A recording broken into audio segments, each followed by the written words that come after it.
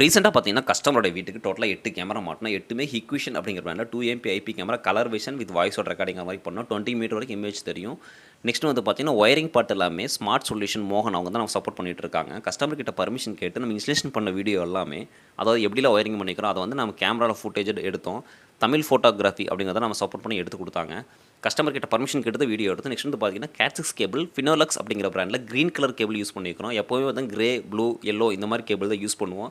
இது கொஞ்சம் டிஃப்ரெண்ட்டாக இருந்துச்சு colour. So green colour purchase பண்ணி இன்ஸ்டலேஷன் பண்ணோம். ஒயரிங் எல்லாமே ஓப்பனில் பண்ணாமல் பைப்பிங் அடிச்சு தான் பண்ணோம். நெக்ஸ்ட்டு கீழே மண்ணை பறித்து கீழே போகிற இடத்துலாமே நம்ம வந்து பார்த்திங்கன்னா கர்போஸ் போட்டுவிட்டோம். ஜம்பிங் பண்ணுற இடத்துல அதெல்லாம் ஸ்டே போட்டு இழுத்து கட்டி கர்போஸ் மூலிமா கொண்டு போனோம்.